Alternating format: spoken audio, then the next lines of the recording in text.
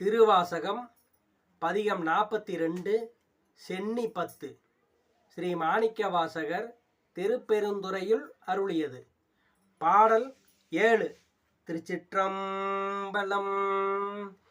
பிறவி என்னும் இக்கடலை நீந்ததன் பேரருள் தந்து அருளினான் அறவை என்றடியார்கள் தங்கள் அருள்கோலாம் போக விட்டு நல் உறவு செய்தனை உய்ய கொண்ட பீரான் தன் உண்மை பெருக்கமாம் திறமை காட்டிய சேவடி கண்ணம் சென்னி மன்னி திகழுமே.